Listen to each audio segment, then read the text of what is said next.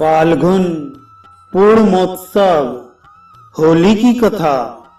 महाराज युधिष्ठिर ने पूछा, भगवान, फाल्गुन की पूर्णिमा को ग्राम ग्राम तथा नगर नगर में उत्सव क्यों मनाया जाता है और गांवों एवं नगरों में होली क्यों जलाई जाती है? क्या कारण है कि बालक उस दिन घर घर अनाप शनाप शोर मचाते हैं? अडाढ़ा किसे कहते हैं? उसे शीतोष्णा क्यों कहा जाता है तथा किस देवता का पूजन किया जाता है? आप कृपा कर यह बताने का कष्ट करें। भगवान श्री कृष्ण ने कहा, पार्थ, सतयुग में रघु नाम के एक शूरवीर, प्रियवादी, सर्वगुण संपन्न दानी राजा थे। उन्होंने समस्त पृथ्वी को जीतकर सभी राजाओं को अपने वश में करके पुत्र की भांति प्रजा का लालन पालन किया। उनके राज्य में कभी दुर्भिक्ष नहीं हुआ और ना किसी की अकाल मृत्यु हुई। अधर्म में किसी की रुचि नहीं थी। पर एक दिन नगर के लोग राजद्वार पर सहसा एकत्र होकर त्राही त्राही पुकारने लगे। राजा ने इस तरह भयभीत लोगों से कारण पूछा। उन लोगों ने कहा कि महाराज, ढोढ़ा नाम की एक राक्षसी प्रतिदिन हमारे बालकों को कष्ट देती है और उस पर किसी मंत्र तंत्र, औषधि आदि का भी प्रभाव नहीं पड़ता। उसका किसी भी प्रकार निवारण नहीं हो पा रहा है।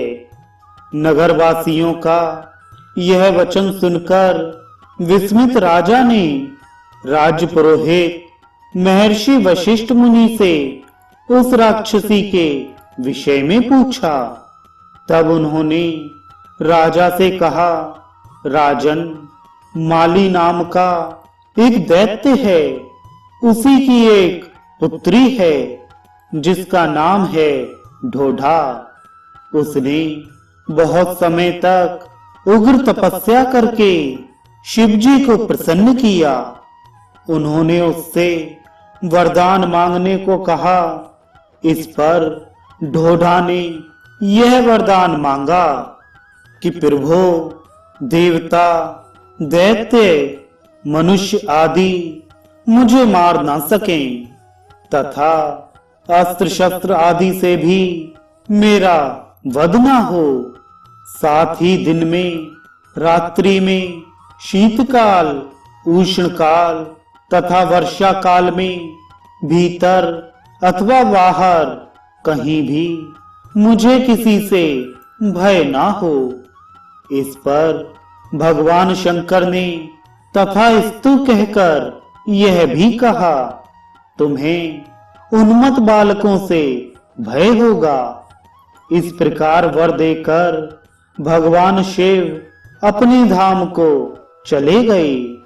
वही ढोढ़ा नाम की कामरूपिणी राक्षसी नित्य बालकों को और प्रजा को पीड़ा देती है। अडाढ़ा मंत्र का उच्चारण करने पर वह ढोढ़ा शांत हो जाती है, इसलिए उसको अडाढ़ा भी कहते हैं। यही उस राक्षसी ढोढ़ा का चरित्र है। अब मैं उससे पीछा छुड़ाने का उपाय बता रहा हूँ। राजन, आज फाल्गुन मास के शुक्ल पक्ष की पूर्णिमा तिथि को सभी लोगों को निडर होकर क्रीड़ा करनी चाहिए और नाचना, गाना तथा हंसना चाहिए। बालक लकड़ियों के बने हुए तलवार लेकर वीर सैनिकों की भांति हर्ष से युद्ध के लिए उत्सुक हो दौड़ते हुए निकल पड़े। और आनंद बनाएं।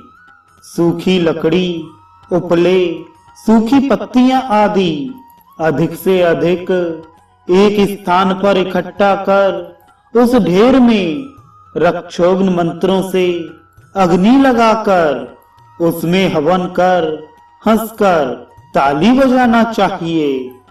उस जलते हुए ढेर की 3 बार परिक्रमा कर बच्चे, बूढ़े सभी आनंददायक विनोदपूर्ण वार्तालाप करें और प्रसन्न रहें। इस प्रकार रक्षा मंत्रों से, हवन करने से, कोलाहल करने से तथा बालकों द्वारा तलवार के प्रहार के भय से उस दुष्ट राक्षसी का निवारण हो जाता है। वशिष्ठ जी का यह वचन सुनकर राजा रघु ने संपूर्ण राज्य में लोगों से इसी प्रकार उत्सव करने को कहा और स्वयं भी उसमें सहयोग किया, जिससे वह राक्षसी विनष्ट हो गई। उसी दिन से इस लोक में ढोढा का उत्सव प्रसिद्ध हुआ और अढाढ़ा की परंपरा चली। ब्राह्मणों द्वारा सभी दुष्टों और सभी रोग को शांत करने वाला वसुधारा होम इस दिन किया जाता है, इसलिए इसको होलिका भी कहा जाता है। सब तिथियों का सार एवं परम आनंद देने वाली यह फाल्गुन की पूर्णिमा तिथि है।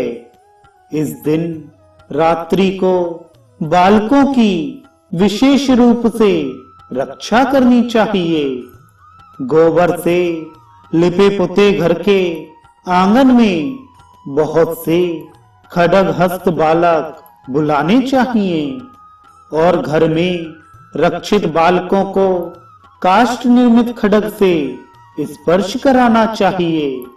हंसना, गाना, बजाना, नाचना आदि करके उत्सव के बाद गुड़ और बढ़िया पकवान देकर बालकों को विसर्जित करना चाहिए। इस विधि से ढोढा का दोष अवश्य शांत हो जाता है।